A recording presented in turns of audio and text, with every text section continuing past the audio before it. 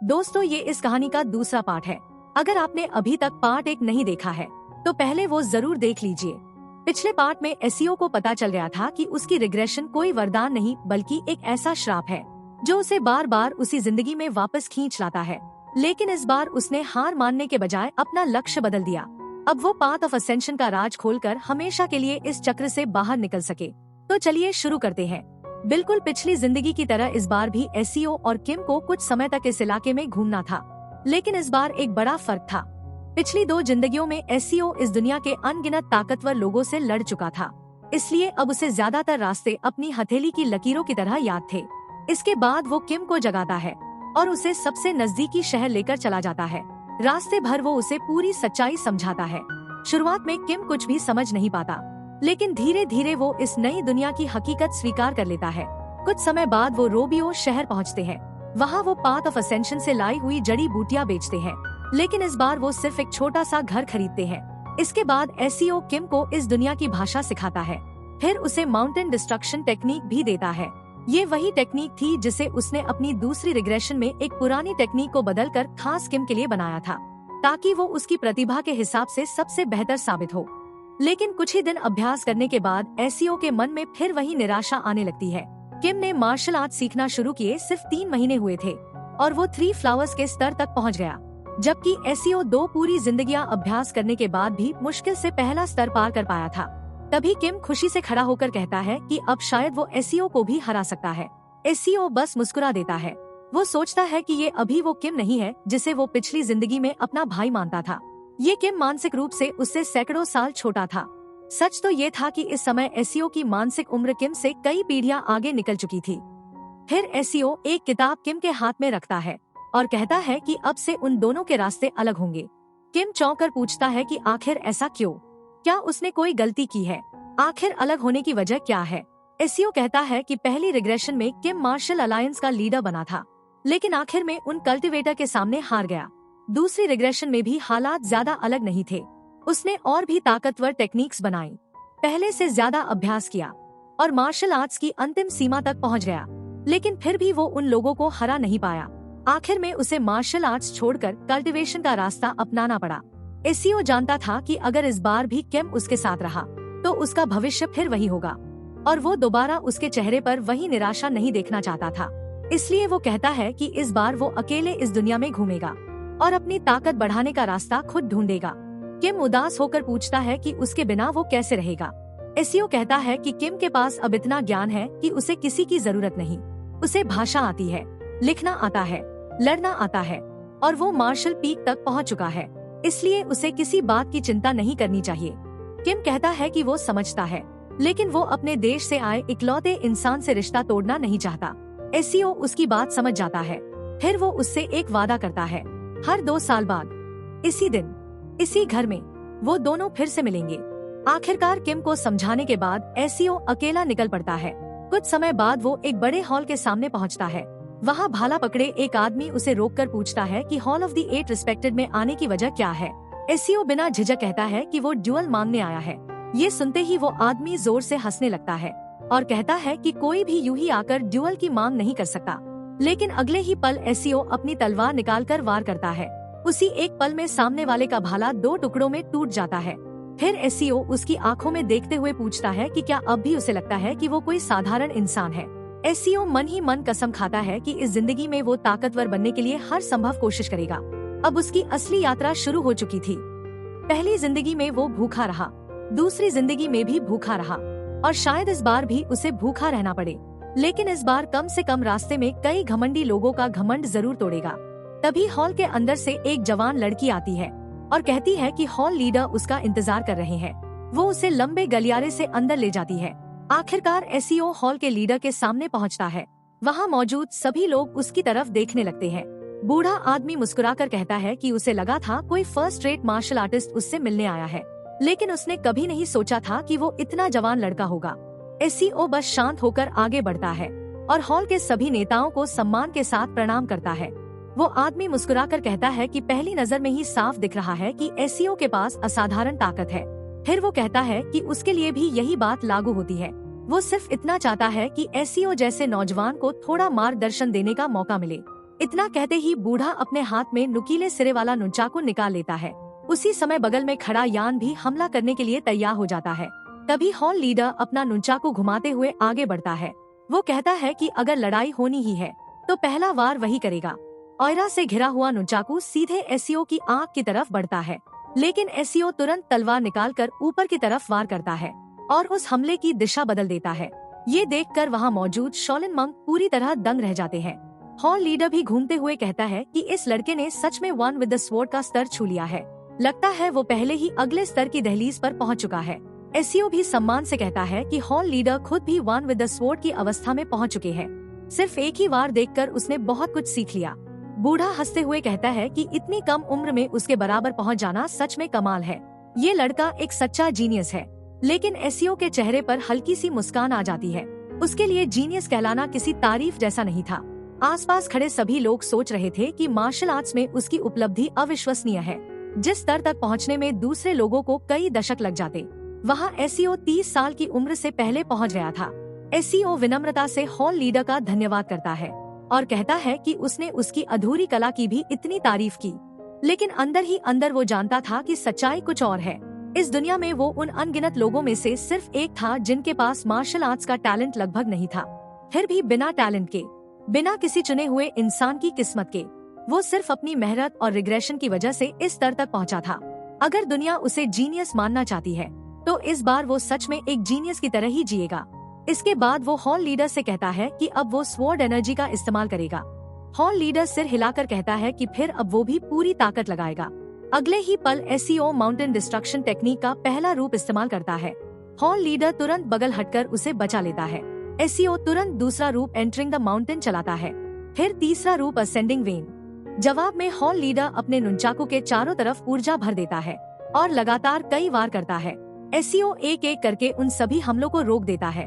लड़ाई के दौरान हॉल लीडर सोचने लगता है कि आखिर ये लड़का है कौन, जिसकी उम्र 30 साल भी नहीं हुई और मार्शल आर्ट्स इतनी डरावनी है। तभी एसईओ अचानक उसकी बगल में पहुंचता है और माउंटेन डेप्थ का 7वां रूप इस्तेमाल करता है। उसकी एक तलवार हॉल लीडर के चेहरे को छू जाती है। ये देखकर सभी शॉलिन मंक चिल्ला उठते हैं। उन्हें यकीन ही नहीं हो रहा था कि उनका हॉल लीडर इतनी कम उम्र के लड़के के सामने दबाव में आ गया है। लेकिन एसईओ रुकता नहीं। वो तुरंत 12वां रूप इस्तेमाल करता है और हॉल लीडर को पीछे हटने पर मजबूर कर देता है। दर्शकों को अब साफ दिखाई दे रहा था कि बात सिर्फ तेजी की नहीं है। एसईओ की हर तलवार के पीछे बेहद भयानक ताकत छिपी हुई थी। तभी उसका एक वार सीधे नुनचाकू पर पड़ता है। हॉल लीडर का पूरा शरीर कांप उठता है। एसईओ समझ जाता है कि अब लड़ाई खत्म करने का समय आ गया है। वो हवा में छलांग लगाता है और 7 लाइट्स टेक्निक चला देता है। अगले ही पल चारों तरफ चमकती हुई तलवारों के वार दिखाई देते हैं और हॉल लीडर का नुनचाकू टुकड़ों में बिखर जाता है। हॉल लीडर पूरी तरह स्तब्ध रह जाता है। शॉलिन मंक भी मुंह खोले खड़े रह जाते हैं। आखिरकार हॉल लीडर जमीन पर घुटने टेक देता है और कहता है कि वो हार गया। एसईओ सम्मान से झुककर इस मुकाबले के लिए उसका धन्यवाद करता है, फिर बिना कुछ कहे वहाँ से चला जाता है। पूरे सेक्ट में सिर्फ उसी की चर्चा हो रही थी। हर कोई उसे देखकर धीरे धीरे बात कर रहा था। अच्छी बात ये थी कि हॉल ऑफ द 8 रिस्पेक्टेड एक ऑर्थोडॉक्स सेक्ट था, इसलिए वहाँ कोई धोखे से हमला करने वाला नहीं था। लेकिन एसईओ का अगला लक्ष्य ऑर्थोडॉक्स सेक्ट नहीं था। अब वो अनऑर्थोडॉक्स सेक्ट की तरफ जाने वाला था, जहाँ नियमों से ज्यादा ताकत की कीमत होती थी। इस जिंदगी का उसका पहला लक्ष्य साफ था, पूरी दुनिया घूमना और मार्शल पीक तक पहुंचना। इसके बाद एसईओ सुकिंग रीजन के कई मध्यम आकार के शहरों में गया। कुछ जगह उसे हार भी मिली। उमुल सेक्ट और हयंग सेक्ट में वो जीत नहीं पाया, लेकिन गौजू और यांगो में उसने जीत हासिल की। अब वो होजन सेक्ट पहुंच चुका था। वहां उसने बैंगनी वस्त्र पहने कैप्टन पर ऐसा वार किया कि वो पीछे उछलकर सीधे कमरे के अंत में जा गिरा और बेहोश हो गया। होजन सेक्ट का बूढ़ा हंसते हुए कहता है कि सामने खड़ा लड़का वही मशहूर फर्स्ट रेट मार्शल आर्टिस्ट होगा जो अलग अलग सेक्ट को चुनौती देता फिर रहा है। वो उसकी तारीफ करते हुए कहता है कि उसकी कला सच में शानदार है। एसईओ सम्मान से सिर झुकाकर कहता है कि इन्हीं लड़ाइयों की वजह से वो हर दिन कुछ नया सीख रहा है। तभी अचानक सेक्ट के कई लोग वहां आ जाते हैं। हॉल लीडर मुस्कुराकर कहता है कि अब उसे उनके 10 एल्डर का सामना करना होगा। ये सुनते ही एसईओ समझ जाता है कि अनऑर्थोडॉक्स सेक्ट बदला इसी तरह लेते हैं। वो शांत आवाज में कहता है कि उसकी जानकारी में ड्यूअल तो उसकी जीत के साथ खत्म हो चुका था। उसने कभी ऐसा ड्यूअल नहीं सुना जहां एक इंसान को लगातार 10 लोगों से लड़ना पड़े। हॉल लीडर हंसते हुए कहता है कि अगर उसने ऐसा कभी नहीं सुना तो आज सुन ले। एसीओ जवाब देता है कि अगर दूसरी सेक्ट को इनके तौर तरीके पता चल गए तो होजन सेक्ट का नाम मिट्टी में मिल जाएगा। लेकिन हॉल लीडर ठंडी आवाज में कहता है कि बाहर सिर्फ इतना बताया जाएगा कि ड्यूअल के दौरान उसे एक छोटा सा घाव लगा था, उसी घाव में इन्फेक्शन हो गया और आखिरकार उसकी मौत हो गई। सेक्ट ने उसे बचाने की पूरी कोशिश की, लेकिन अफसोस वो जिंदा नहीं बच पाया। और जब इंसान मर जाता है तब वो सच बताने के लिए लौट कर भी नहीं आता। अब तक एसीओ चारों तरफ से घिर चुका था और उसे समझ आ गया था कि ये लोग उसकी सोच से भी ज्यादा पागल है। हॉल लीडर फिर कहता है कि उसकी मौत से उनकी इज्जत हमेशा सुरक्षित रहेगी। लेकिन तभी एसीओ मुस्कुरा देता है। वो सोचता है कि यही वजह है जिसकी तलाश में वो यहाँ आया था। फिर वो सबको हमला करने के लिए कहता है और इस बेतुके ड्यूअल को स्वीकार कर लेता है। अगले ही पल सभी एल्डर एक साथ उसकी तरफ दौड़ पड़ते हैं। एसीओ मन ही मन सोचता है कि आखिर असली कॉम्बैट एक्सपीरियंस पाने का समय आ ही गया। इसके बाद सीन रात के समय एक बार में बदल जाता है। वहाँ बैठे लोग उसी मार्शल आर्टिस्ट की बात कर रहे थे जिसने होजन सेक्ट को चुनौती दी थी। सबको अफसोस था कि इतना प्रतिभाशाली लड़का यूं ही मर गया। मोहॉक वाला आदमी कहता है कि इतने खतरनाक लोगों को चुनौती देना ही उसकी सबसे बड़ी बेवकूफी थी। सफेद बालों वाला आदमी भी हंसते हुए कहता है कि वो जरूरत से ज्यादा भोला था। दुनिया हमेशा उम्मीद के हिसाब से नहीं चलती। एक और आदमी कहता है कि उस लड़के ने अपनी अकड़ की वजह से बस अपनी मौत जल्दी बुला ली। होजन भले ही खुद को सेक्ट कहता हो, लेकिन पूरी दुनिया जानती है कि वो असल में डाकुओं का गिरोह है। सबको पूरा यकीन था कि इस समय तक उस लड़के की लाश दफन भी हो चुकी होगी। तभी बार का दरवाजा खुलता है। एक कर्मचारी नए मेहमान का स्वागत करने के लिए मुड़ता है और सामने पूरा पसीने से भीगा हुआ एसीओ खड़ा होता है। उसका पूरा शरीर घावों से भरा था। एसीओ शांत आवाज में कहता है कि उसे एक कटोरी इंस्टेंट नूडल्स चाहिए। कर्मचारी कुछ पल के लिए बोल ही नहीं पाता, फिर उसे अंदर आने के लिए कह देता है। एसीओ जैसे ही अंदर बैठता है वही तीनों आदमी उसे घूरने लगते हैं, लेकिन इस बार किसी की हिम्मत नहीं होती कुछ बोलने की। सच तो ये था कि होजन सेक्ट के लोगों ने उसे सच में मार डालने की पूरी कोशिश की थी। न सिर्फ 10 लोग एक साथ उस पर टूट पड़े थे, बल्कि उनकी तलवारों पर जहर भी लगा हुआ था। अच्छी बात ये रही कि मार्शल अलायंस में रहते हुए एसीओ ने कई मेडिकल टेक्निक सीख ली थी। अगर उसने सही समय पर हीलिंग पिल ना ली होती तो वो सच में वहीं मर जाता। 10 एल्डर को मारने के बाद हॉल लीडर ने पूरे सेक्ट को चिल्लाकर आदेश दिया था कि किसी भी कीमत पर एसीओ को मार दो। इसके बाद पूरे सेक्ट ने बैटल फॉर्मेशन बनाकर उस पर हमला कर दिया। आखिर में जिंदा बचने के लिए एसीओ को किसी जंगली जानवर की तरह लड़ना पड़ा। लेकिन अब वही एसीओ आराम से बार में बैठा था, जबकि कुछ ही देर पहले उसने हॉल लीडर की छाती में तलवार घोंप दी थी। उसने वहाँ मौजूद हर इंसान को नहीं मारा, लेकिन सबकी नसें काट दी थी। अब उनमें से कोई भी जिंदगी भर दोबारा तलवार नहीं उठा पाएगा, यानी बदला लेने का सवाल ही खत्म हो गया था। तभी एसीओ महसूस करता है कि उसका पूरा शरीर बुरी तरह कांप रहा है। लड़ाई के दौरान उसने इतनी स्टिमुलेंट मेडिसिन खा ली थी कि अब उसका शरीर बिल्कुल शांत नहीं हो पा रहा था। शायद अगले कई दिन तक उसे नींद भी नहीं आने वाली थी। वो सोचता है कि शायद यही सही समय है किसी ऑर्थोडॉक्स सेक्ट को भी चुनौती देने का। इंस्टेंट नूडल्स खत्म करने के बाद वो अपनी तलवार उठाता है और फिर से सफर पर निकल पड़ता है। उसी दिन से एक नई कहानी पूरे इलाके में फैलने लगी। लोग कहते थे कि होजन सेक्ट को हराने के तुरंत बाद वो नौजवान मार्शल मास्टर आराम से इंस्टेंट नूडल्स खाकर अपनी अगली लड़ाई के लिए निकल गया। ये पागलपन भरी घटना देखते ही देखते हर जगह फैल गई और स्योगी में उसके बारे में एक नई अफवाह जन्म लेने लगी। कुछ ही समय बाद पूरी मार्शल वर्ल्ड उसे एक नए नाम से बुलाने लगी, स्पिरिट ऑफ इन्फिनिट फाइट, सू यो हायन। यही नाम आगे चलकर उसकी पहचान बन गया। एसीओ लगातार एक के बाद एक ड्यूअल लड़ता रहा। उसे इससे कोई शिकायत नहीं थी। वो जानता था कि उसके पास जन्मजात टैलेंट नहीं है।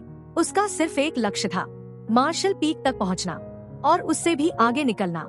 इसलिए उसके लिए हर दिन लड़ना जरूरी था, बार बार अपनी जान को खतरे में डालना जरूरी था, क्योंकि उसके जैसा साधारण इंसान अगर टैलेंट की उस दीवार को तोड़ना चाहता था तो उसे पागल बनना ही पड़ेगा। जिन लोगों के पास कोई विशेष प्रतिभा नहीं होती, उनके पास पागलपन के अलावा कोई रास्ता नहीं बचता। यही एक तरीका था जिससे उसके जैसा साधारण इंसान भी जीनियस जैसी ताकत हासिल कर सकता था। इसी वजह से वो यांगो के अनगिनत इलाकों में घूमता रहा। हर दिन ऑर्थोडॉक्स सेक्ट और अनऑर्थोडॉक्स सेक्ट दोनों के लोगों से दर्जनों ड्यूअल लड़ता रहा। देखते ही देखते 5 साल गुजर गए। एक दिन आंगन के बीचों बीच जोरदार धमाका होता है। एसीओ हवा में छलांग लगाकर फिर से माउंटेन डिस्ट्रक्शन टेक्निक चलाता है। इस बार उसकी स्वॉर्ड एनर्जी पहले से कहीं ज्यादा सहज थी। लेकिन उसी के साथ पहले से कहीं ज्यादा विनाशकारी भी। वो टेक्निक मानो आसमान के दिल की तरह धड़क रही थी। उसकी स्वॉर्ड एनर्जी अब सीधी रेखाओं का रूप लेने लगी थी। ऐसा सिर्फ वही मार्शल आर्टिस्ट कर सकते थे जो पीक के बेहद करीब पहुंच चुके हो। लेकिन सिर्फ कुछ पल के लिए भी उस रूप को बनाए रखना उसके दिमाग को पूरी तरह थका देता था। फिर भी अगर वो ये हासिल नहीं कर पाया तो उसका सपना कभी पूरा नहीं होगा। तभी पीछे से कोई अचानक तलवार लेकर हमला करता है। एसीओ तुरंत पलटकर वार रोक देता है। दोनों की ऊर्जा आपस में टकराती है और पूरा इलाका धमाके से कांप उठता है।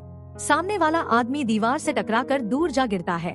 वो हैरानी से देखता है कि जिस स्वॉर्ड एनर्जी को बनाए रखने के लिए उसने इतनी मेहनत की थी, उसे सिर्फ एक वार में तोड़ दिया। तभी धुएं के बीच से एक आदमी बाहर निकलता है। वो कहता है कि उसे स्पिरिट ऑफ इन्फिनिट फाइट सुयो हायन से इससे ज्यादा उम्मीद थी, लेकिन इस बार वो जीत गया। सामने खड़ा इंसान और कोई नहीं बल्कि डायरेक्टर किम था, स्वर्ग के नीचे सबसे ताकतवर मार्शल आर्टिस्ट। एसीओ खड़ा होकर मुस्कुराता है। उसे फिर एहसास होता है कि किम का टैलेंट सच में डरावना है। वो उसे बधाई देता है और कहता है कि पिछली मुलाकात के बाद वो पहले से बहुत ज्यादा ताकतवर हो गया है। एसीओ तुरंत समझ जाता है कि सिर्फ 5 साल में किम स्केलेटल रिकंस्ट्रक्शन भी पूरा कर चुका है।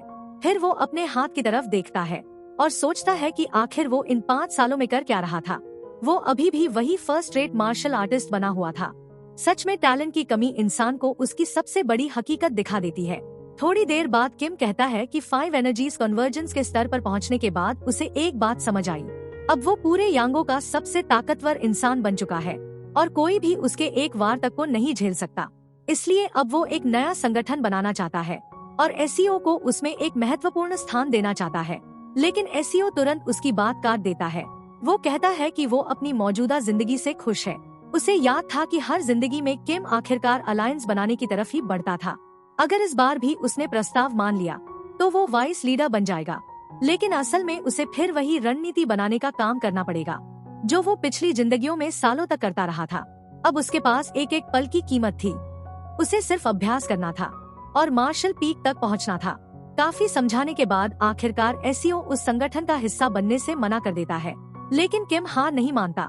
वो कहता है कि अगर एसीओ संगठन में शामिल नहीं होना चाहता तो कम से कम उससे अकेले में प्रशिक्षण जरूर ले ले। लेकिन एसीओ फिर मना कर देता है।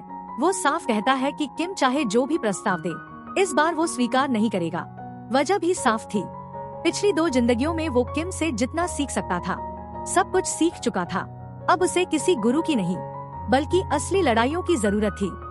उसे याद आता है कि यिन वू ने कहा था कि शुरुआती स्तर पार करने के बाद इंसान को जितनी हो सके उतनी असली लड़ाइयाँ लड़नी चाहिए। इसलिए इस जिंदगी में उसने फैसला कर लिया था कि वो दूर से अपने दोस्त किम की तरक्की देखेगा और खुद अकेले अपनी अंतहीन लड़ाइयों के सफर पर चलता रहेगा। इसी तरह 20 साल और गुजर गए। किम फिर उसी पुराने घर के सामने पहुंचता है। एसीओ को देखते ही वो कहता है कि इस बार उसकी हालत पहले से ज्यादा कमजोर लग रही है। उसी पल एसीओ आखिरकार पूरी तरह समझ जाता है कि उसकी प्रतिभा सच में ऐसी है जिसे मानो स्वर्ग ने खुद ठुकरा दिया हो। किम कहता है कि इतनी अंतहीन मेहनत करने के बाद भी एसीओ की मार्शल आर्ट्स में ज्यादा प्रगति नहीं हुई। एसीओ शांत होकर कहता है कि ब्लेड एनर्जी की उसकी समझ इस दुनिया के ज्यादातर मार्शल आर्टिस्ट से कहीं ज्यादा है। फिर भी मार्शल पीक पर पहुंचे किसी इंसान के सामने वो 3 वार से ज्यादा टिक नहीं सकता। किम अपनी थोड़ी सहलाते हुए कहता है कि सच में ये बात बहुत अजीब है। किम हैरानी से कहता है कि एसीओ तो लगभग वन विद द स्वॉर्ड की अवस्था तक पहुंच चुका है, फिर भी वो मार्शल पीक तक क्यों नहीं पहुंच पा रहा। इतनी लड़ाइयों और अनुभव के बाद तो उसे ये स्तर आसानी से हासिल हो जाना चाहिए था। लेकिन एसीओ मन ही मन जानता था कि वजह क्या है। यही उसकी प्रतिभा की आखिरी सीमा थी। वो सच में ऐसा इंसान था जिसे मानो स्वर्ग ने पूरी तरह ठुकरा दिया हो। तभी उसकी नाक से खून बहने लगता है। वो कहता है कि अभी वो स्वॉर्ड एनर्जी को लगातार सिर्फ आधा दिन ही बनाए रख सकता है। शायद जिस दिन वो इसे पूरे दिन चला पाएगा उसी दिन उसे आगे बढ़ने का रास्ता मिल जाएगा।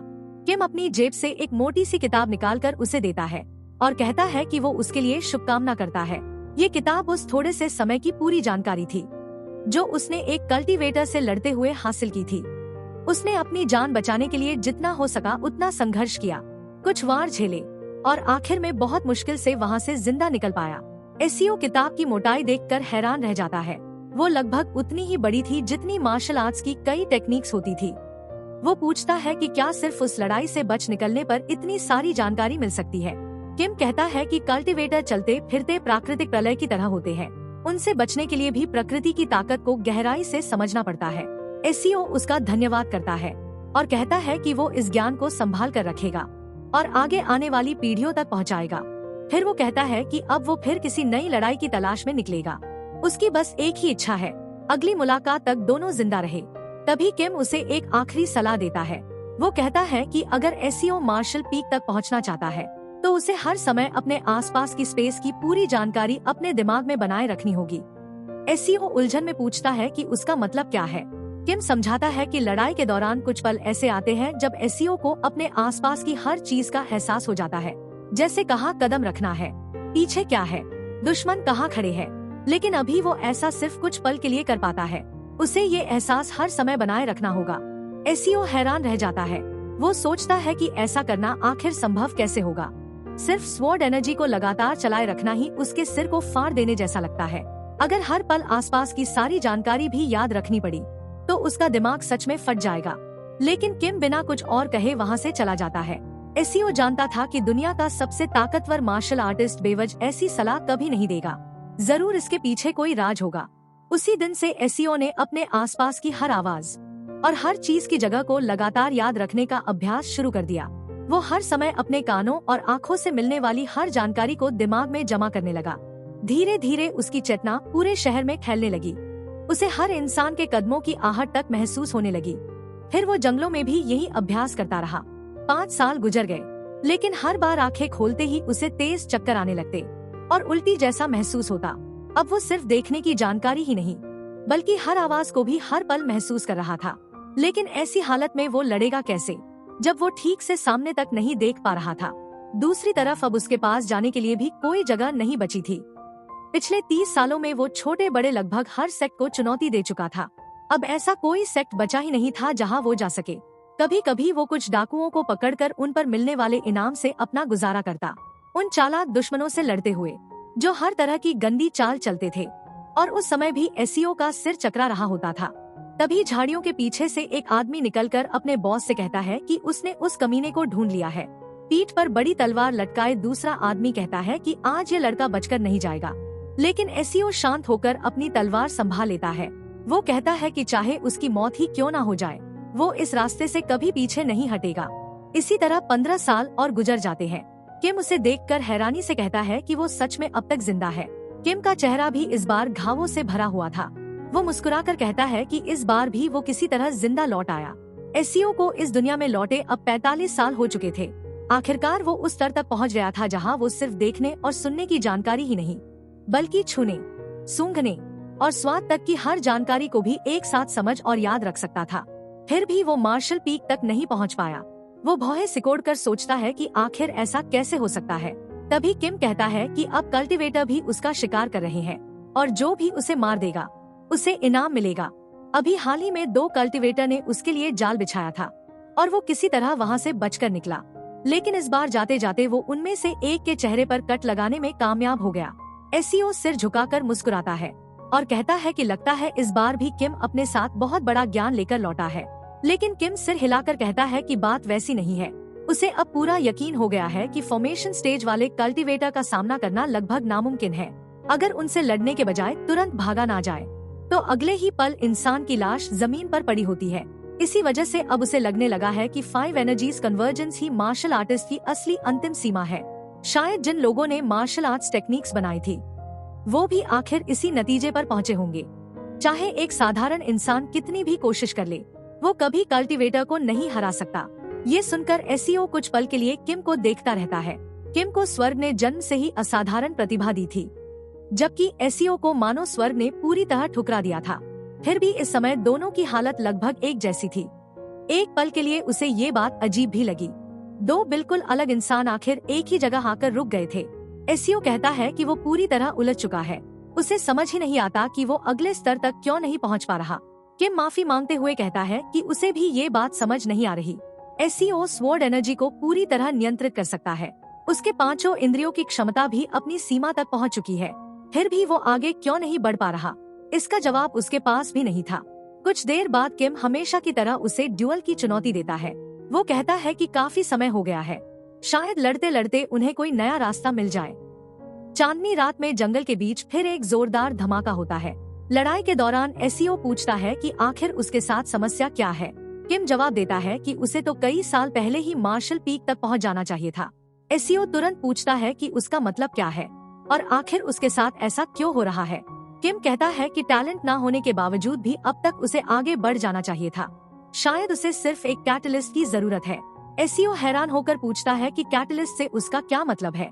किम समझाता है कि कभी कभी कोई बहुत गहरी भावना या ऐसा बड़ा हादसा जो इंसान को उसकी प्राकृतिक सीमाओं से आगे धकेल दे, वही आखिरी कदम बन जाता है। लेकिन इस बार एसईओ अपना धैर्य खो देता है। वो गुस्से में कहता है कि साफ साफ बताओ, आखिर कहना क्या चाहते हो। पिछले 50 साल से उसने लड़ाई के अलावा कुछ किया ही नहीं और कितना ज्यादा पागल होना बाकी है। पूरी जिंदगी उसने मार्शल पीक तक पहुंचने के लिए तड़पते हुए बिताई है। उसने अपने शरीर की सारी ऊर्जा हर समय सक्रिय रखी, यहाँ तक कि वो तलवार हाथ में लेकर ही सोता था ताकि स्वॉर्ड एनर्जी कभी बंद ना हो। अब तो वो सपनों में मिलने वाली हर जानकारी भी याद रख सकता था। फिर भी कुछ नहीं बदला। आखिरकार वो घुटनों के बल गिर जाता है और आसमान की तरफ देखकर चिल्लाता है कि आखिर क्यों स्वर्ग उसे अगला कदम क्यों नहीं दिखा रहा। उसे खुद भी पता था कि 70 साल का बूढ़ा इंसान किस्मत को कोसता हुआ कितना अजीब लग रहा है, लेकिन पूरी जिंदगी तलवार के रास्ते पर चलने के बाद भी उसे अगले स्तर का जरा सा भी अंदाजा नहीं था। किम उसे देखकर कुछ देर चुप रहता है, फिर अपनी तलवार से हवा में कई निशान बनाता है। वो कहता है कि उसने एक नई मार्शल आर्ट्स टेक्निक बनाई है, शायद ये उसकी मौजूदा कमजोरी को दूर करने में मदद करे। वो ये दावा नहीं कर सकता कि इससे कुछ बदल जाएगा, लेकिन शायद इसे सीखने से उसका मन शांत हो जाए। एसईओ पेड़ पर बनी उन आकृतियों को देखता है, लेकिन अगले ही पल किम हमेशा की तरह बिना कुछ कहे गायब हो जाता है। इसी तरह 5 साल और बीत जाते हैं। एसईओ को इस दुनिया में लौटे अब 50 साल से भी ज्यादा हो चुके थे और अब उसे महसूस होने लगा था कि उसके पास ज्यादा समय नहीं बचा है। वो आसमान की तरफ देखकर सोचता है कि शायद योंग हू भी अब तक मर चुका होगा। लगता था इस बार भी उन दोनों की किस्मत यही थी। किम की प्रतिभा आखिर यहीं तक पहुंच सकी और एसईओ भी अपनी मंजिल तक नहीं पहुंच पाया।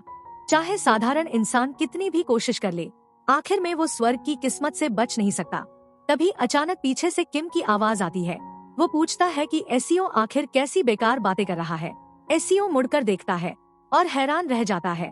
किम का पूरा शरीर जख्मों से भरा था और उसके दोनों हाथ गायब थे। एसईओ तुरंत उसके पास पहुंचकर पूछता है कि आखिर उसके साथ क्या हुआ, उसकी ये हालत कैसे हुई। वो कहता है कि पहले वो दवा लेकर आता है, लेकिन अगले ही पल किम उसे अपनी पीठ पर उठाकर हवा में उड़ जाता है। एसईओ को तभी एहसास होता है कि किम के तो हाथ ही नहीं है, फिर भी वो उसे कैसे लेकर उड़ रहा है। तभी किम उसे पीछे देखने के लिए कहता है। एसईओ मुड़कर देखता है और कई कल्टीवेटर उनका पीछा करते दिखाई देते हैं। किम हंसते हुए कहता है कि ये उसी की कीमत है, क्योंकि उसने एक कल्टीवेटर का हाथ काट दिया था। लेकिन हैरानी की बात ये थी कि इतनी बुरी हालत में भी किम खुश दिखाई दे रहा था। वो गर्व से कहता है कि आखिरकार उसने एक कल्टीवेटर को इतना घायल कर दिया कि अब वो लोग खुद उसका शिकार करने निकल पड़े हैं। आखिरकार किम उस स्तर तक पहुंच चुका था जो 5 एनर्जीज कन्वर्जेंस के बाद आता था। पहली बार एसईओ अपनी आंखों से मार्शल आर्टिस्ट की असली अंतिम सीमा देख रहा था। तभी किम के ऊपर एक चमकती हुई ऊर्जा का गोला बनता है। वो कहता है कि इस ताकत को पाने के लिए उसने अपनी ही लाइफ फोर्स दांव पर लगा दी। एसईओ तुरंत समझ जाता है कि ये साधारण ऑरा नहीं थी, बल्कि बेहद शक्तिशाली की एनर्जी थी। अगले ही पल किम उस ऊर्जा को सामने फेंक देता है और कहता है कि इसी टेक्निक की मदद से उसने एक कल्टीवेटर का हाथ काटा था। ऊर्जा का गोला सीधे घर से टकराता है और आधे जंगल को पल भर में मिटा देता है। किम चिल्लाकर एसईओ से कहता है कि ध्यान से देखे, यही उसकी पूरी जिंदगी की मार्शल आर्ट साधना का अंतिम परिणाम है। लेकिन एसईओ कुछ पल के लिए बस अपने टूटे हुए घर को देखता रह जाता है। वो घर जिसे बनाने के लिए उसने 50 साल तक मेहनत करके पैसा जोड़ा था। किम उसे फिर आवाज देकर कहता है कि घर की तरफ नहीं, टेक्निक की तरफ देखो। वो जानबूझकर यही आया था ताकि एसईओ अपनी आंखों से ये सब देख सके, क्योंकि वो अपनी पूरी विरासत उसी के हाथों में छोड़ना चाहता था। एसईओ के अंदर गुस्सा जरूर उठता है, लेकिन वो खुद को शांत रखता है और पूरी टेक्निक को ध्यान से देखने लगता है। उसका 3 मंजिला घर बिना कोई निशान छोड़े पूरी तरह खत्म हो चुका था। अच्छी बात ये थी कि उसने कभी नौकर नहीं रखे थे, वरना वो सब उसी पल मर जाते। एसईओ गौर से देखता है कि पूरे इलाके में अनगिनत तलवारों के निशान बने हुए थे। तब उसे समझ आता है कि वो ऊर्जा का गोला असल में हजारों स्वॉर्ड स्लैश का एक साथ बना हुआ रूप था। उसकी ताकत इतनी भयानक थी कि किम की अब तक दिखाई गई हर टेक्निक उसके सामने फीकी लग रही थी। किम भागते हुए कहता है कि इसी टेक्निक की मदद से उसने उस कल्टीवेटर का हाथ काटा था। पहले उसे घात लगाकर हमला करना पड़ता था, तभी जीतने का थोड़ा मौका मिलता था, लेकिन अब वो सीधे सामने से लड़ सकता था। तभी उसकी ऊर्जा खत्म होने लगती है और दोनों हवा से नीचे गिर पड़ते हैं। जंगल में एक और जोरदार धमाका गूंजता है। आसपास के सारे पेड़ टूट जाते हैं। किम दर्द से तड़पते हुए एसीओ से कहता है कि वो इन टेक्निक्स को कभी ना भूले। यही उसकी पूरी जिंदगी की कमाई है और वो चाहता है कि ये आगे आने वाली पीढ़ियों तक पहुँचे। एसीओ सिर हिलाकर कहता है कि वो सब समझ गया, लेकिन अभी किम को चुप रहना चाहिए क्योंकि उसकी जान खतरे में है। तभी पेड़ के ऊपर से एक आवाज आती है। कोई कह रहा था कि आखिरकार उन्होंने उस बदनाम फाइनल मार्शल मास्टर को ढूंढ लिया। अफसोस वो इतनी खराब जगह भाग कर आया। फिर वो एसीओ से कहता है कि किम एक अपराधी है जिसने कल्टीवेटर के खिलाफ अनगिनत अपराध किए हैं, इसलिए समझदारी इसी में है कि उसे वही छोड़ दिया जाए। एसीओ पूछता है कि क्या वो उसे सजा देने आया है। कल्टीवेटर सिर्फ इतना पूछता है कि क्या वो किम का साथी है, लेकिन जवाब देने के बजाय एसीओ उसी पल किम को पीठ पर उठाकर दौड़ पड़ता है। दूर खड़ा कल्टीवेटर बस मुस्कुराता है। वो कहता है कि ये सब उसके लिए कोई मायने नहीं रखता। एसीओ को अपने दोस्त की ताकत देखकर अब तक समझ जाना चाहिए था कि भागना बेकार है। अगले ही पल बैंगनी रंग की ऊर्जा चारों तरफ फैल जाती है। एसीओ पीछे मुड़कर देखता है और उसकी तरफ कई ज़ॉम्बी और लाशें दौड़ती हुई दिखाई देती है। एसीओ बिना रुके भागता रहता है। उसके मन में आता है कि इस उम्र में उसे ऐसी मुसीबत झेलनी पड़ रही है। भागते भागते वो हंसकर कहता है कि उसके दोस्त को फाइनल मार्शल मास्टर का नाम मिला और उसे स्पिरिट ऑफ इन्फिनिट फाइट कहा जाता है। अब दोनों इस हालत में ज़ॉम्बी से जान बचाकर भाग रहे हैं। सच में किस्मत भी अजीब खेल खेलती है। वो लगातार किम को आवाज देता है और कहता है कि आंखें खोलकर कुछ तो बोलो। तभी आधुनिक कपड़े पहना एक ज़ॉम्बी उसके करीब पहुंच जाता है। एसीओ तुरंत तलवार चलाता है। ज़ॉम्बी का सिर कटकर बाकी ज़ॉम्बी के बीच जा गिरता है। एसीओ फिर दौड़ना शुरू कर देता है। वो बड़बड़ाते हुए कहता है कि असल में किम को उसे पीठ पर उठाकर भागना चाहिए था, ना कि उसे किम को उठाकर भागना पड़े। लेकिन इसके बावजूद उसकी दौड़ रुकती नहीं। ज़ॉम्बी लगातार उनका पीछा करते रहते हैं। एसीओ भी बिना हारे आगे बढ़ता रहता है। दिन गुजर जाता है, फिर रात, फिर दोबारा दिन। अब उसे याद भी नहीं था कि सूरज कितनी बार उगा और डूब चुका है। आखिरकार वो एक ऊंचे पहाड़ के किनारे पहुंचता है और कहता है कि ये पहाड़ उसकी उम्मीद से भी ज्यादा ऊंचा है। तभी कल्टीवेटर कहता है कि ये सच में डरावना है। एक साधारण इंसान 3 दिन और 3 रात तक इस पीछा करने से बच गया, लेकिन अब उसके लिए बच निकलना नामुमकिन है। वो चाहे जो भी करे, अब कोई फायदा नहीं होगा। आखिर फाइनल मार्शल मास्टर मर चुका है। एसीओ शांत होकर कहता है कि ये बात तो साफ है, आखिर वो खुद एक डॉक्टर भी है। कल्टीवेटर फिर पूछता है कि अगर उसे सब पता है तो फिर वो अब तक भाग क्यों रहा है। कल्टीवेटर ठंडी आवाज में कहता है कि उसे एसीओ से कोई मतलब नहीं है। उसकी दिलचस्पी सिर्फ फाइनल मार्शल मास्टर में है। एसीओ चाहे तो किम की लाश वही छोड़कर अपनी जान बचा सकता है, लेकिन ये सुनकर एसीओ हंस पड़ता है। कल्टीवेटर कुछ पल के लिए समझ ही नहीं पाता कि वो हंस क्यों रहा है। एसीओ सोचता है कि बिना किसी टैलेंट के भी वो कितनी दूर तक पहुंच चुका है। पूरी जिंदगी की साधना, अनगिनत टेक्निक्स और अंतहीन मेहनत ने उसे यहाँ तक पहुँचाया था। बेशक उसकी ताकत का बड़ा हिस्सा योंग हू की सीख से आया था, वही इंसान जो उसका कंपैट्रियट भी था और मार्शल आर्ट्स का सबसे बड़ा गुरु भी। एसीओ धीरे से अपनी तलवार निकालता है और कहता है कि अगर उसे किम का सिर चाहिए तो पहले उसे एसीओ का सिर काटना होगा। कल्टीवेटर का धैर्य टूट जाता है। वो गुस्से से कहता है कि लगता है अब कोई भी कल्टीवेटर से डरता ही नहीं। शायद एसीओ ने या तो जिंदगी से उम्मीद छोड़ दी है या फिर बुढ़ापे ने उसका डर खत्म कर दिया है, लेकिन अब वो उसे मौत से भी ज्यादा भयानक दर्द देगा। तभी अचानक 2 अजीब हाथ एसीओ के पास से निकलते हैं और जाकर किम के शरीर से जुड़ जाते हैं। एसीओ पलटकर हैरानी से देखता है। कल्टीवेटर मुस्कुराकर कहता है कि ये पैरासाइट है। अब दोनों को कल्टीवेटर का अपमान करने की कीमत चुकानी होगी। एसीओ बस उसकी तरफ देखकर कहता है कि वो सच में बहुत नीच इंसान है। अगले ही पल कल्टीवेटर आदेश देता है कि फाइनल मार्शल मास्टर अपने ही शिष्य को मार डाले। उसी समय किम जोर से चीखता है और एसीओ पर पहला वार कर देता है। एसीओ झुककर उस वार से बचता है। फिर कल्टीवेटर की तरफ देखकर पूछता है कि आखिर उसके अंदर इतनी हिम्मत कैसे है कि वो ऐसे महान इंसान की विरासत को मिटाने की कोशिश कर रहा है। लेकिन कल्टीवेटर सिर्फ मुस्कुराता रहता है। किम लगातार हमला करता रहता है। एसीओ राहत की सांस लेता है कि कम से कम किम अपनी मार्शल आर्ट्स इस्तेमाल नहीं कर पा रहा। कल्टीवेटर सिर्फ अपनी ताकत उसके शरीर में भरकर उसे चला रहा था, लेकिन फिर भी उसकी स्पीड और स्ट्रेंथ इतनी भयानक थी कि एसीओ का बूढ़ा शरीर उसका सामना नहीं कर पा रहा था। एसीओ का पूरा शरीर कांपने लगता है। वो सोचता है कि जिस किम को वो अपना सबसे बड़ा दोस्त मानता था, उसी पर तलवार उठानी पड़ रही है। इससे बड़ी बेइज्जती उसके लिए कुछ नहीं हो सकती। वो मन ही मन किम से माफी मांगता है, लेकिन जानता था कि अब उसके पास कोई और रास्ता नहीं बचा। उसे जितनी जल्दी हो सके किम को इस अपमान से मुक्त करना होगा। तभी वो सेलेस्टियल स्काई की 21वीं माउंटेन कट टेक्निक सक्रिय करता है। उसी समय उसे एक पुरानी बात याद आती है। उसने कभी किम से पूछा था कि माउंटेन टेक्निक का नाम सेलेस्टियल लेक क्यों रखा गया, जबकि बाकी सभी टेक्निक का नाम पहाड़ों पर था। किम मुस्कुराकर बोला था कि ये टेक्निक उसी ने बनाई थी, इसलिए एसीओ जानना चाहता था कि इसके पीछे क्या मतलब है। किम ने बताया था कि सेलेस्टियल लेक उसे कोरिया के माउंट बाइकडू पर मौजूद लेक हतब की याद दिलाती है। शायद जिसने भी ये टेक्निक बनाई होगी वो भी उन्हीं की तरह कोरिया से आया होगा। फिर किम ने समझाया था कि वो झील हमेशा आसमान और आसपास के पहाड़ों का प्रतिबिंब दिखाती है। आसमान बदलता रहता है, लेकिन झील की सतह शांत रहती है। आसमान उन सारी टेक्निक्स का प्रतीक था जो उसने सीखी थी, और झील उन सबको अपने अंदर समेटने वाली अंतिम टेक्निक थी। तभी एसीओ की तलवार किम के शरीर को छूती है, और वो समझाता है कि इस टेक्निक की खासियत ये है कि कुछ पल के लिए वो दुश्मन की ऊर्जा को अपनी तलवार में बदल सकता है। ये टेक्निक सिर्फ उसी के लिए बनाई गई थी। अगर किम का शरीर सही सलामत बच गया तो कल्टीवेटर उसे हमेशा ज़ॉम्बी की तरह इस्तेमाल करता रहेगा, इसलिए उसके शरीर का एक भी हिस्सा बचना नहीं चाहिए। एसीओ अपनी सारी ऊर्जा तलवार की म्यान में जमा करता है, अपनी हर टेक्निक को एक साथ मिलाता है और सबको एक ही अंतिम वार में बदल देता है। लेकिन जैसे ही वो हमला करने वाला होता है, अचानक किम का शरीर मांस के एक डरावने गोले में बदलने लगता है। एसीओ तुरंत समझ जाता है कि कल्टीवेटर ने किम को और ज्यादा ताकत और स्पीड दे दी है। उसे एहसास हो जाता है कि अब उसकी अपनी मौत भी सामने खड़ी है। फिर भी वो फैसला करता है कि मरने से पहले अपने गुरु को इस अपमान से जरूर बचाएगा। वो पूरी ताकत से किम की तरफ दौड़ पड़ता है। किम अपने हाथ उठाकर हमला करने के लिए तैयार हो जाता है।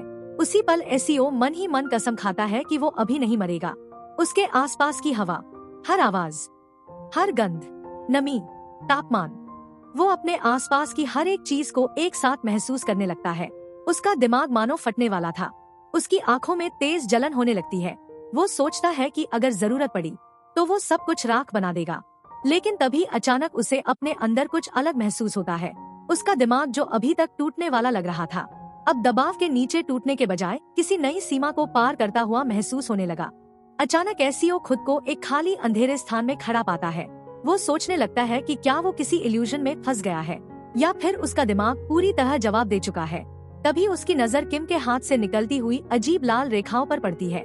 अगले ही पल किम का हमला जमीन पर जोरदार धमाका करता है, लेकिन एसीओ आसानी से उससे बच जाता है। तभी वो देखता है कि उसकी अपनी तलवार पर भी एक नीली रेखा दिखाई दे रही है। बिना कुछ सोचे वो उसी नीली रेखा का पीछा करता है और उसकी तलवार सीधा किम की छाती पर जाकर लगती है। उसी पल एसीओ सोचता है कि क्या यही मार्शल पीक पर पहुंचे मार्शल मास्टर की असली दृष्टि है। तभी वो देखता है कि किम मुस्कुरा रहा था। एक तरफ वो इंसान जिसे स्वर्ग ने अनोखी प्रतिभा दी थी, दूसरी तरफ एसीओ जिसे स्वर्ग ने टैलेंट से पूरी तरह वंचित कर दिया था। दोनों एक दूसरे के बिल्कुल उलट थे, फिर भी किसी न किसी तरह एक जैसे भी थे, क्योंकि आखिर में दोनों ने अपनी पूरी जिंदगी स्वर्ग द्वारा तय की गई किस्मत के खिलाफ लड़ते हुए बिताई थी। एसीओ एक के बाद एक वार करता है और किम के शरीर के 50 टुकड़े कर देता है। वो कहता है कि इस समय उसके सामने कोई जीनियस योम हू नहीं था, सिर्फ दो ऐसे इंसान थे जिन्होंने पूरी जिंदगी किस्मत के खिलाफ लड़ाई लड़ी। एक मर चुका था और दूसरा भी मौत के दरवाजे पर खड़ा था। तभी एसीओ को ऐसा महसूस होता है मानो किम उससे पूछ रहा हो कि क्या वो यही रुक जाएगा। एसीओ तुरंत कहता है कि नहीं और पूरी ताकत से आगे बढ़ जाता है। उसके अंतिम वार से पूरा पहाड़ कांप उठता है, चारों तरफ धुआं भर जाता है। जब धुआं हटता है, एसीओ समझ जाता है कि अब सब खत्म हो चुका है। सामने खड़ा कल्टीवेटर गुस्से से उसकी तरफ चीख रहा था, लेकिन एसीओ जमीन पर गिरते हुए कहता है कि अब वो उसकी लाश तक को सजा नहीं दे पाएगा। फिर वो अपने मार्शल मास्टर से शांति से आराम करने की प्रार्थना करता है। आखिरकार उसने वो मार्शल पीक हासिल कर लिया था जिसके लिए उसने पूरी जिंदगी संघर्ष किया था, और इसी के साथ उसकी चौथी जिंदगी खत्म हो जाती है। चौथी रिग्रेशन सच में अब तक की सबसे पागल जिंदगी थी, लेकिन अगले ही पल सब कुछ फिर वही लौट आता है। एसीओ अपनी हथेली को देखता है और समझ जाता है कि वो फिर वापस आ गया है। पिछली जिंदगी में उसने पहले दिन से आखिरी सांस तक लड़ाई लड़ी थी और आखिरकार मार्शल पीक हासिल कर लिया था। वो खुशी से चिल्ला उठता है कि आखिर उसने अपना जीवन भर का सपना पूरा कर लिया। तभी शुरुआत वाला वही म्योंग हू फिर उसकी तरफ घूंसा मारने आता है और चिल्लाकर पूछता है कि वो पागलों की तरह क्यों चिल्ला रहा है। फिर हमेशा की तरह सारा दोष उसी पर डाल देता है। लेकिन इस बार एसियो को म्योंग हू के चेहरे की तरफ बढ़ती हुई लाल रेखा साफ दिखाई देती है। वो आंखें बंद करके आराम से झुक जाता है। म्योंग हू हैरान होकर पूछता है कि आखिर वो कर क्या रहा है, लेकिन आंखें बंद होने के बावजूद एसियो को साफ दिखाई दे रहा था कि म्योंग हू किस दिशा से हमला करेगा। पिछली जिंदगी में भी वो उसकी चाल पहले से समझकर ऐसे हमलों से बच जाता था, लेकिन इस बार बात अलग थी। पहले वो सिर्फ सालों के अनुभव से हमले की दिशा का अंदाजा लगाता था, अब उसे ऐसा महसूस हो रहा था मानो उसके पास फ्यूचर साइट आ गई हो। आंखें बंद होने के बावजूद उसे पूरी तरह पता था कि सामने वाला कहाँ खड़ा है और अगला हमला कैसे करेगा। यही वजह थी कि चाहे कितने भी फर्स्ट रेट मार्शल आर्टिस्ट एक साथ हमला कर दे, वो कभी मार्शल मास्टर को नहीं हरा सकते। मार्शल मास्टर अपने से कमजोर हर इंसान के हमले की पूरी दिशा पहले ही देख सकता है। म्योंग हू उसके सामने इतना कमजोर था कि एसियो को उसके शरीर में अनगिनत कमजोर जगह साफ दिखाई दे रही थी। हर लाल रेखा बता रही थी कि सामने वाला कहां से हमला करेगा और हर नीली रेखा दिखा रही थी कि एसियो कहां वार कर सकता है। शायद ताकत का अंतर इतना ज्यादा था, इसलिए उसे इतने सारे मौके दिखाई दे रहे थे। लेकिन कुछ ही पल इस शक्ति का इस्तेमाल करते ही उसकी नाक से खून बहने लगता है, उसका दिमाग जलने लगता है। वो समझ जाता है कि शायद यही इस टेक्निक की कीमत है। म्योंग हू लगातार कई घूंसे मारता रहता है और गुस्से में उसे गालियां देता रहता है, लेकिन एसियो बस हल्के से उसकी गर्दन के पीछे वार करता है और म्योंग हू तुरंत जमीन पर गिर जाता है। एसियो अपना सिर पकड़कर दर्द से कराहने लगता है। तभी किम पूछता है कि आखिर वो कर क्या रहा है। दूसरी तरफ एक लड़की घबराकर पूछती है कि क्या उसे चोट लगी है, क्या वो ठीक है। एसियो खुद हैरान था कि इतने कमजोर इंसान पर सिर्फ कुछ पल ये शक्ति इस्तेमाल करने से ही उसे इतना भयानक दर्द हो रहा है। इसके बाद सब कुछ पहले जैसा ही होता है। वो सभी लोगों को शांत करता है, उन्हें गुफा तक ले जाता है, कुछ खल पकाकर सबको खिलाता है। रात होते ही सभी कैंप फायर के आसपास सो जाते हैं, लेकिन एसियो बाहर अकेले अभ्यास करता रहता है। अब वो बिना किसी की एनर्जी का इस्तेमाल किए सिर्फ एक पतली सी टहनी से पेड़ की पत्ती तक काट सकता था। अब एसियो को आखिर समझ आ गया था कि लाल रेखाएं सामने वाले की अगली चाल दिखाती है, जबकि नीली रेखाएं उस पर हमला करने का सबसे सही रास्ता बताती है। इस टेक्निक की मदद से वो किसी भी दुश्मन की हरकत, बल्कि किसी भी चीज की गति तक देख सकता था। अब उसे किम की बात भी समझ आ गई थी, जब उसने पांचों इंद्रियों की याद रखने की बात कही थी। किम चाहता था कि एसियो अपनी नजर, सुनने की शक्ति और बाकी सभी इंद्रियों को इतना मजबूत बना ले कि एक दिन वो हर चीज की चाल पहले ही समझ सके। एसियो टहनी के सिरे से सामने की पत्तियों को देखता है और उसे साफ दिखाई देता है कि हर पत्ती को काटने का सबसे सही रास्ता कौन सा है। अगले ही पल वो चांद की तरफ देखता है, कुछ देर ध्यान लगाता है और जैसे ही आंखें खोलता है, उसे अपने चारों तरफ कई लोग हमला करते हुए दिखाई देते हैं। एक ही पल में उसे उन सभी के ऊपर नीली रेखाएं दिखाई देने लगती है।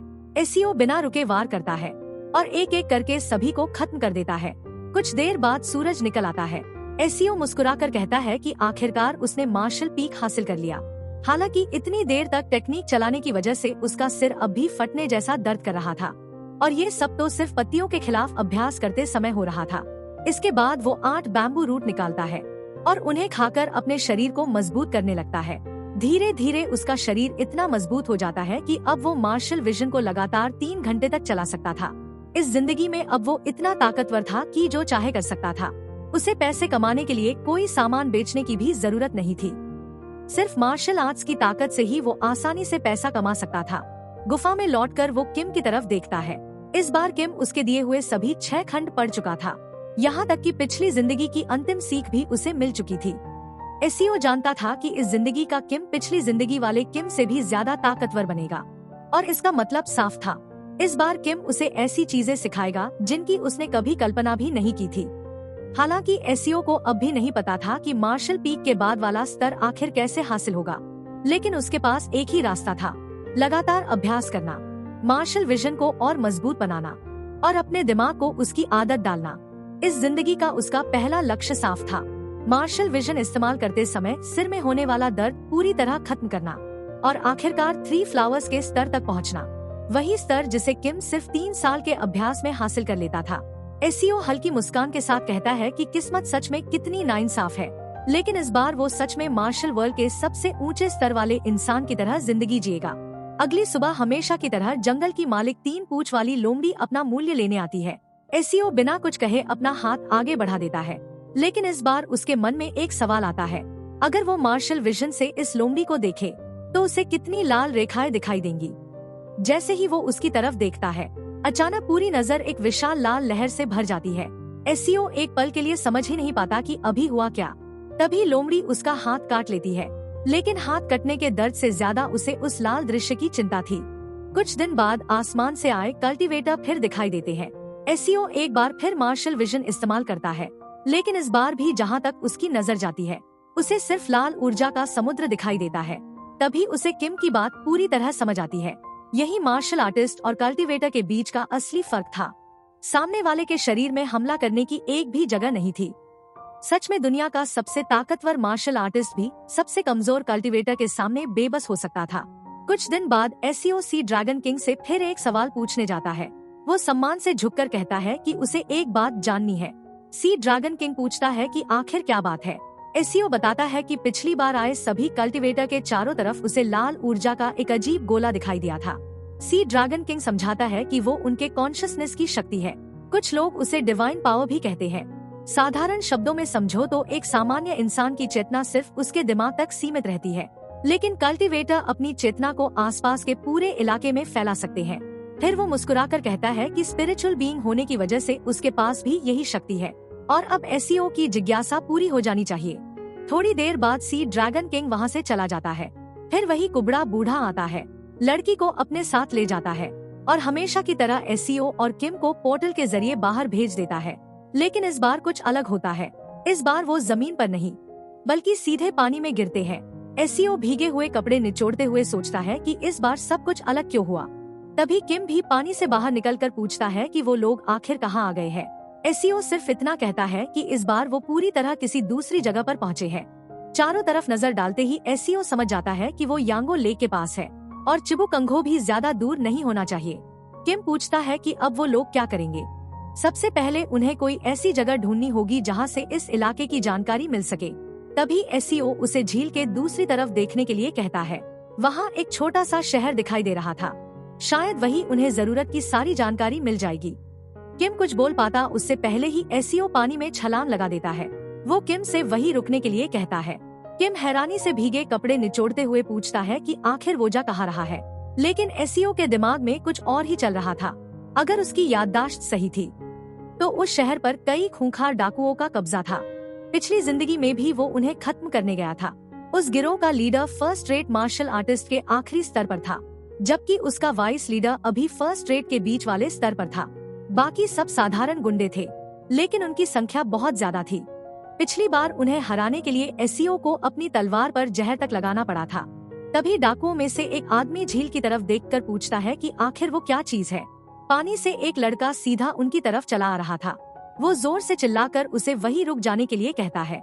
अगर जिंदा रहना चाहता है तो आगे ना बढ़े, लेकिन एसईओ कुछ करता उससे पहले ही एक डाकू डंडा लेकर उसकी तरफ दौड़ पड़ता है। एसईओ बिना रुके आगे बढ़ता है और सिर्फ अपने कंधे की टक्कर से उसे जमीन पर गिरा देता है। अगले ही पल वो उसी डंडे को उठाकर दूसरे डाकू की तरफ तान देता है। फिर शांत आवाज में पूछता है कि उसने अब तक कितने लोगों को मारा है। डाकू गुस्से से गाली देता है और कहता है कि उसने 50 लोगों को मार डाला है, लेकिन उसकी बात पूरी होने से पहले ही एसईओ उसका सिर धड़ से अलग कर देता है। बाकी सभी डाकू डर से कांपने लगते हैं। तभी एसईओ कहता है कि अब जिसने किसी इंसान की जान ली है वो सब उसके सामने आ जाए। दूसरी तरफ डाकुओं के अड्डे में कुछ औरतें उनके लिए खाना परोस रही थी। डाकू उन्हें डरा धमका कर काम करवा रहे थे। तभी उनमें से एक आदमी बाहर का शोर सुनकर पूछता है कि आखिर बाहर क्या हो रहा है। अगले ही पल दरवाजा खुलता है और एसईओ हाथ में एक कटा हुआ सिर लेकर अंदर आता है। लीडर अपने सिंहासन से उठे बिना ही कहता है कि लगता है कोई छोटा चूहा उनके अड्डे में घुस आया है और सबको हथियार निकालने का आदेश देता है। लेकिन एसईओ शांत आवाज में कहता है कि इस कमरे में वो किसी से कुछ नहीं पूछेगा, क्योंकि यहाँ मौजूद हर इंसान मरने वाला है। कुछ ही देर बाद पूरा अड्डा लाशों से भर जाता है। लीडर जमीन पर गिरकर अपनी जान की भीख मांगने लगता है, लेकिन एसईओ सिर्फ एक सवाल पूछता है। वो जानना चाहता है कि ये गिरोह यहाँ कब से है। लीडर डरते हुए कहता है कि उसे यहाँ आए सिर्फ 15 मिनट हुए हैं। ये सुनकर एसईओ को अपनी पिछली जिंदगी याद आती है। तब उसे यही अड्डा खत्म करने में पूरा एक दिन लग गया था। आग लगानी पड़ी थी, जहर इस्तेमाल करना पड़ा था और फिर भी लड़ाई बहुत मुश्किल थी। लेकिन इस बार उसने सिर्फ एक टहनी की मदद से 15 मिनट में सब खत्म कर दिया। लीडर जल्दी से कहता है कि अगर वो उसे छोड़ दे तो वो छिपे हुए खजाने की जगह बता देगा, लेकिन एसईओ बिना कुछ कहे उसका सिर भी काट देता है। आखिर उसे पहले से ही पता था कि खजाना कहाँ छिपा है, क्योंकि वो ये सब एक बार पहले कर चुका था। इसके बाद वो वहाँ बनी सभी कैद खोल देता है और अंदर बंद सभी कैदी आजाद हो जाते हैं। सब लोग उसका धन्यवाद करते हैं और कहते हैं कि उसने उनका बदला ले लिया। उन्हीं में से एक आदमी सम्मान से पूछता है कि मार्शल वर्ल्ड में उसका नाम क्या है, ताकि एक दिन वो इस एहसान का बदला चुका सके। एसईओ कुछ पल सोचता है, फिर वही पुराना नाम बताता है, स्पिरिट ऑफ इन्फिनिट फाइट, सू यो हायन। सच कहे तो ये नाम उस पर पूरी तरह जंचता था। झील से निकलते ही उसने सीधे डाकुओं का पूरा अड्डा खत्म कर दिया था। इसके बाद एसईओ और डायरेक्टर किम चंगंगो शहर पहुंचते हैं। डाकुओं के खजाने से मिले पैसों से दोनों अपने लिए पहचान पत्र बनवाते हैं और एक घर भी खरीद लेते हैं। फिर हमेशा की तरह एसईओ किम को मार्शल आर्ट्स और लिखना पढ़ना सिखाना शुरू कर देता है। 2 महीने बाद किम 3 फ्लावर्स के स्तर तक पहुंच जाता है। एसईओ समझ जाता है कि जितना ज्यादा ज्ञान वो किम को देता है, उतनी ही तेजी से किम और मजबूत होता जाता है।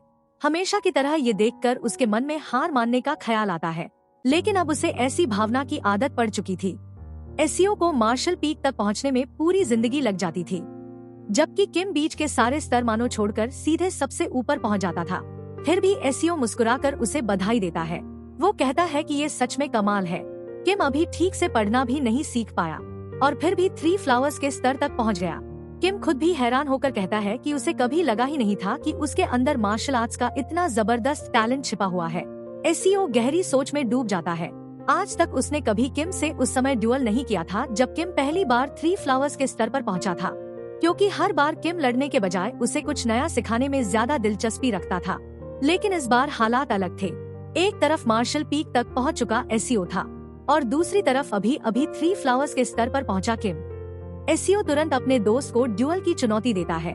किम मुस्कुराकर कहता है कि ये अच्छा रहेगा, शायद इस बार वो आखिरकार एसईओ को हरा सके। कुछ देर बाद दोनों जंगल में आमने सामने खड़े थे। एसईओ अपनी तलवार से ऐसा वार करता है कि पूरी जमीन चीर जाती है। फिर हवा में उछलकर माउंटेन ड्रैगन टेक्निक की लगातार कई चालें चलाता है। उसी समय उसे फिर लाल रेखाएं दिखाई देने लगती है। एसईओ समझ जाता है कि जैसे जैसे किम मजबूत हो रहा है, वैसे वैसे उसके सामने दिखाई देने वाली नीली रेखाएं कम होती जा रही है और लाल रेखाओं की संख्या बढ़ती जा रही है। अब उसे लगातार बचते रहना पड़ रहा था, लेकिन अगर यही चलता रहा तो उसे हमला करने का एक भी मौका नहीं मिलेगा। तभी उसके दिल में पहली बार जीतने की एक अजीब सी चाह जागती है। उसी पल उसे एहसास होता है कि इस रिग्रेशन में किम को हराने का ये आखिरी मौका है। इसके बाद किम इतनी तेजी से आगे बढ़ेगा कि अगली बार एसईओ उसके सामने जीतने की कल्पना भी नहीं कर पाएगा। अगले ही पल किम का वार एसईओ को पीछे धकेल देता है। एसईओ समझ जाता है कि 3 फ्लावर्स तक पहुंचने के तुरंत बाद का यही एक पल है जब वो किम को हरा सकता है। इसलिए वो फैसला करता है कि अब पूरी ताकत लगा देगा। वो अपनी उंगलियों से कुछ छोटे हथियार निकालकर किम की तरफ फेंक देता है। किम चौंक जरूर जाता है, लेकिन तुरंत उन्हें रोक लेता है। एसईओ मुस्कुराता है, कम से कम उसने किम की चाल की लय तोड़ दी थी। अब वो अपना असली कॉम्बैट एक्सपीरियंस दिखाने वाला था। एसईओ तलवार को जमीन में गाड़ देता है और लगातार भयानक हमलों की बारिश शुरू कर देता है। किम ये देखकर मुस्कुराता है और कहता है कि अब समय आ गया है 3 फ्लावर्स की असली ताकत दिखाने का। अगले ही पल एसईओ को खतरे का एहसास होता है। किम अपनी तलवार हवा में उछालता है, ब्लेड की सक्रिय करता है और एसईओ की तरफ एक जबरदस्त स्लैश भेजता है। एसईओ तुरंत समझ जाता है कि अगर उसने उस वार को सीधे रोका तो उसका शरीर 2 हिस्सों में बंट जाएगा। लेकिन माउंटेन डिस्ट्रक्शन टेक्निक खुद किम ने ही उसे सिखाई थी और अब किम 5 एनर्जीज कन्वर्जेंस के रास्ते पर था। तभी एसईओ एको वैली टेक्निक चलाता है और पूरा जंगल एक भयानक धमाके से कांप उठता है। चारों तरफ धुआं भर जाता है।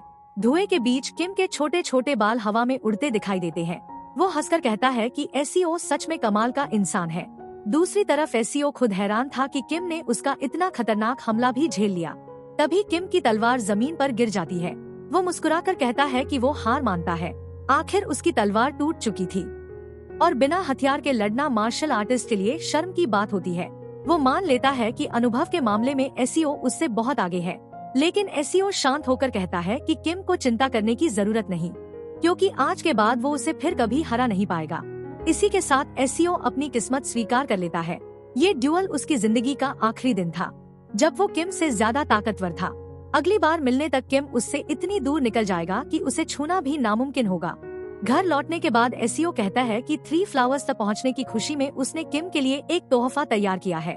किम मुस्कुराकर कहता है कि आज का ड्यूअल ही उसके लिए सबसे बड़ा तोहफा था, लेकिन एसियो उसके सामने कई मोटी किताबें रख देता है। वो कहता है कि ये एक ऐसे इंसान की लिखी हुई किताबें हैं जो मार्शल आर्ट्स की सीमा पार करके कल्टीवेशन के बेहद करीब पहुंच गया था। शहर के एक बूढ़े ने उसे बताया था कि इन्हें समझने के लिए कम से कम 3 फ्लावर्स का स्तर होना जरूरी है। एसियो खुद इन्हें पढ़ चुका था, लेकिन उसे इनका मतलब बिल्कुल समझ नहीं आया, इसलिए अब वो इन्हें किम को दे रहा था। किम खुशी से धन्यवाद देता है और कहता है कि अगर ऐसा है तो वो इन्हें पूरी मेहनत से जरूर पढ़ेगा। लिखना पढ़ना सीखने के बाद किम पूरी तरह उन्हीं किताबों के अध्ययन में लग जाता है। 4 महीने बाद एसियो खुशी खुशी घर लौटता है। वो कहता है कि आज उसने एक बड़ा इनाम हासिल किया है और अच्छा खासा पैसा भी ले आया है, लेकिन घर में घुसते ही वो देखता है कि सारी किताबें खुली हुई जमीन पर पड़ी है। एसियो हैरान हो जाता है, उसे किम की मौजूदगी बिल्कुल महसूस नहीं हो रही थी। तभी अचानक किम उसके सामने हवा में से प्रकट हो जाता है। एसियो भी एक पल के लिए चौंक जाता है। किम मुस्कुराकर बताता है कि उसने उन किताबों में लिखी हुई टेक्निक सीख ली है। ये वही शक्तियाँ हैं जो मार्शल आर्ट्स की सीमा से भी आगे जाती है। एसियो इस बात से और भी ज्यादा हैरान था कि वो किम की मौजूदगी तक महसूस नहीं कर पाया। सच में मार्शल आर्ट से आगे की ये टेक्निक्स अविश्वसनीय थी। लेकिन एसियो इस बार सच में घबरा जाता है। उसे वो अजीब टेक्निक याद आती है जो किम पिछली जिंदगी में उससे मिलने के समय इस्तेमाल करता था, लेकिन उस समय किम 5 एनर्जीज कन्वर्जेंस के स्तर पर पहुंच चुका था। फिर इस बार सिर्फ 1 साल के अंदर ही वो ये शक्ति कैसे इस्तेमाल कर रहा था। किम मुस्कुराकर कहता है कि अगर मार्शल पीक पर पहुंचा एसियो भी उसकी मौजूदगी महसूस नहीं कर पाया, तो वो शायद किसी को भी आसानी से मार सकता है। एसियो बस चुपचाप उसे देखता रहता है। उसे पहले से पता था कि किम आगे भी लगातार मजबूत होता जाएगा, लेकिन टैलेंट जैसी चीज को स्वीकार करना फिर भी आसान नहीं था। तभी किम कहता है कि अब वो दुनिया भर में घूमकर असली लड़ाइयों का अनुभव लेना चाहता है और एसियो को भी साथ चलने का निमंत्रण देता है, लेकिन एसियो मना कर देता है। वो कहता है कि अभी उसे मार्शल पीक की अपनी समझ को और मजबूत करना है। किम सिर हिलाकर कहता है कि बात सही है, खासकर जब एसियो अभी ब्लेड लाइन को पूरी तरह समझ ही रहा है।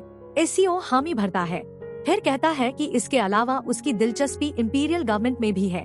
वो वहाँ कोई पद हासिल करना चाहता है, शायद भविष्य में वो किसी तरह किम की मदद कर सके।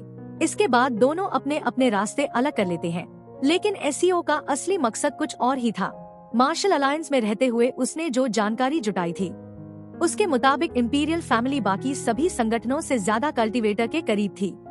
यहाँ तक कि कई लोग कहते थे कि यांगो की इंपीरियल फैमिली का सीधा रिश्ता कल्टीवेटर से था। यही वजह थी कि एसियो ने इंपीरियल मिलिट्री में भर्ती होने का फैसला किया। उसने पहले ही बहुत सारे डाकुओं को खत्म करके अपना नाम बना लिया था, इसलिए उसे बिना किसी परेशानी के भर्ती कर लिया गया। अपनी ताकत की वजह से वो बहुत जल्दी जनरल बन गया। इसके बाद उसने इंपीरियल गार्ड बनने की परीक्षा दी और आसानी से पास भी हो गया। सिर्फ 5 साल की रिग्रेशन में ही उसने ये सब हासिल कर लिया था। वहाँ एक अधिकारी उसे बताता है कि इंपीरियल गार्ड का काम अपनी जान देकर भी एम्परर की रक्षा करना है और मार्शल पीक तक पहुँचा इंसान ये जिम्मेदारी आसानी से निभा सकता है। एसियो अपने सीने पर हाथ मारकर कहता है कि वो पूरी वफादारी से अपनी जिम्मेदारी निभाएगा। इसी के साथ वो इंपीरियल पैलेस के शैडो गार्ड्स का हिस्सा बन जाता है। सांस छिपाने की टेक्निक्स और जासूसी की कला सीखने के बाद उसे तुरंत अपनी ड्यूटी पर लगा दिया जाता है। लेकिन जिस दिन उसकी पहली बार एम्परर से मुलाकात होती है, वो एक चौंकाने वाली सच्चाई जान जाता है। उस साम्राज्य का एम्परर खुद एक कल्टीवेटर था। एसियो ये बात तुरंत समझ गया, क्योंकि एम्परर के पास भी वही कॉन्शियसनेस थी जो कल्टीवेटर के पास होती है। अब उसे यकीन हो गया कि एम्परर जन्म से ही स्पिरिचुअल रूट वाला इंसान था। इसके बाद जब उसने एम्परर के बाकी परिवार को देखा, तो उसकी आखिरी शंका भी खत्म हो गई।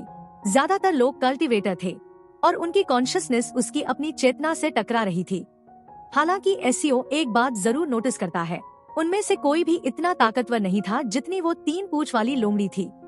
फिर भी उन सबके चारों तरफ कॉन्शियसनेस की हल्की आभा मौजूद थी। शायद वो कल्टीवेशन के शुरुआती स्तर पर थे। दूसरी तरफ एम्परर की कॉन्शियसनेस उन सबसे कई गुना ज्यादा विशाल थी। सिर्फ उसी की ताकत पूरे शैडो गार्ड्स को मिलाकर भी भारी पड़ती थी। एसियो को जल्दी ही समझ आ गया कि शैडो गार्ड्स की असली जरूरत एम्परर को नहीं थी। एम्परर चाहे तो अकेले ही हर असैसिन को खत्म कर सकता था, बस वो खुद ऐसा करने की मेहनत नहीं करना चाहता था। वैसे भी पूरे साम्राज्य में सबसे ज्यादा हत्या की कोशिश उसी एम्परर की होती थी। लगभग हर रात कोई ना कोई असैसिन महल में घुस आता था और एसईओ हर बार उन्हें 2 हिस्सों में काट देता था। कम से कम इस बहाने उसे अच्छा कॉम्बैट एक्सपीरियंस जरूर मिल रहा था। इसी तरह 5 साल बीत गए। एसईओ शैडो गार्ड्स के सदस्य के रूप में एम्पायर की सेवा करता रहा। दूसरी तरफ किम मार्शल अलायंस का लीडर बन चुका था, लेकिन शैडो गार्ड होने की वजह से एसईओ खुलकर उससे नहीं मिल सकता था। इसलिए दोनों अक्सर छिपकर मिलते, साथ बैठकर शराब पीते और पुरानी बातें करते। तभी एसईओ एक दिलचस्प बात नोटिस करता है। लाल रेखाएं हमेशा दुश्मन के सबसे सही अटैक पाथ को दिखाती थी, लेकिन अब किम के शरीर से हर दिशा में अनगिनत लाल रेखाएं निकल रही थी। ऐसा लग रहा था मानो उसके आसपास कोई भी ऐसी जगह नहीं बची जहां से उस पर हमला किया जा सके। एसईओ गौर से देखता है और उसे एहसास होता है कि किम के चारों तरफ फैली हुई ये शक्ति उसे कहीं देखी हुई लग रही है। दरअसल वो बिल्कुल कल्टीवेटर की कॉन्शियसनेस जैसी महसूस हो रही थी। लेकिन अफसोस की बात ये थी कि एसईओ के लिए ये सब समझना लगभग नामुमकिन था। अगर वो भी 3 फ्लावर्स के स्तर तक पहुंच गया होता तो शायद इस शक्ति को थोड़ा बहुत समझ पाता। फिलहाल उसके पास सिर्फ एक ही रास्ता था, किम को ध्यान से देखना और समझने की कोशिश करना कि एक दिन वो खुद भी उस स्तर तक कैसे पहुंचेगा। उसे अभी तक पता नहीं था कि किम आखिर कर क्या रहा है, लेकिन उसे महसूस हो रहा था कि शायद यही असली रास्ता है जिससे तलवार पर पूरी महारत हासिल की जा सकती है। तभी किम गहरी सांस लेकर आसपास की ऊर्जा को अपने अंदर खींचना शुरू करता है और अगले ही पल उसकी स्केलेटल रिकंस्ट्रक्शन शुरू हो जाती है, यानी उसका पूरा शरीर बदलने लगता है।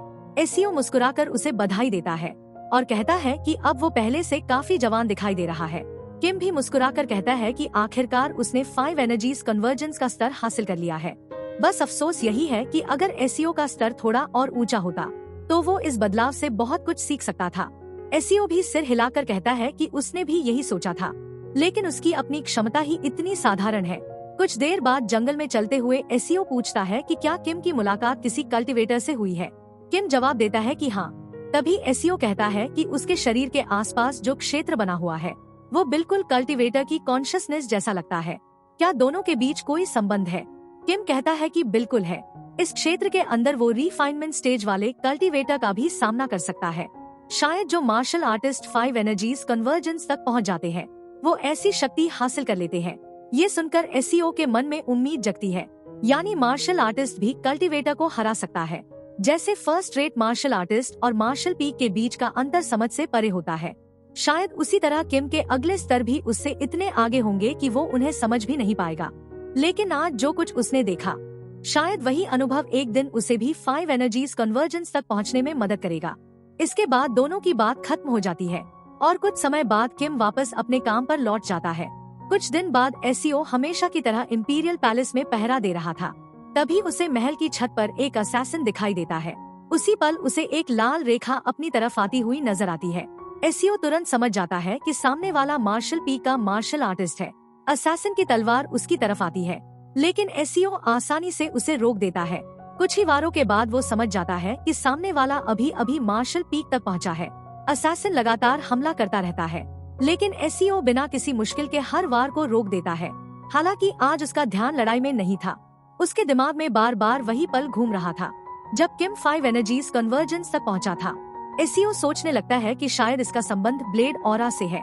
उसकी अपनी तलवार पर भी अब ऑरा दिखाई देने लगी थी, यानी वो भी धीरे धीरे उस दिशा में आगे बढ़ रहा था। मार्शल पीक पर पहुंचने के बाद ऐसा होना स्वाभाविक था, क्योंकि जब भी तलवार सबसे सही रास्ते पर चलती है उसके साथ ऑरा अपने आप जुड़ जाती है। नीली रेखाएं हमेशा उस सबसे सही रास्ते को दिखाती थी जिसे स्वॉर्ड आर्ट अपनाना चाहती थी, यानी अपनी पूरी ताकत का सबसे बेहतरीन इस्तेमाल करना। हाल ही में एसईओ ने एक बात समझी थी, मार्शल स्वॉर्ड आर्ट्स और ब्लेड ऑरा असल में एक ही चीज के 2 रूप है। लेकिन अगले ही पल उसे महसूस होता है कि बात इतनी आसान नहीं है। अगर सच में ऐसा होता तो जब किम ज़ॉम्बी बना था तब भी उसकी ब्लेड ऑरा बनी रहनी चाहिए थी, लेकिन ऐसा नहीं हुआ था। तभी एसईओ के दिमाग में एक नई बात आती है, शायद असली ताकत सिर्फ टेक्निक में नहीं बल्कि मार्शल आर्टिस्ट की इच्छा में छिपी होती है। लाल और नीली रेखाएं सिर्फ हमला नहीं दिखाती, बल्कि उस इंसान की मंशा भी दिखाती है जो तलवार चला रहा होता है। जैसे ही एसईओ इस नतीजे पर पहुंचता है, उसे अपनी तलवार में एक अजीब बदलाव महसूस होता है। ऐसा लगता है मानो तलवार से नसें निकलकर उसके हाथ के अंदर जुड़ गई हो। तभी असैसिन एक बार फिर जानलेवा हमला करता है, लेकिन एसईओ सिर्फ एक वार करता है और उसकी तलवार सीधा असैसिन को चीर देती है। खून चारों तरफ बिखर जाता है और वो लड़की कई बार घूमते हुए दूर जाकर गिर पड़ती है। तो दोस्तों, आज के वीडियो में बस इतना ही। अब एससीओ ने मार्शल पीक तो हासिल कर लिया है, लेकिन उसे एहसास हो चुका है कि कल्टीवेटर की दुनिया उससे कहीं ज्यादा खतरनाक है।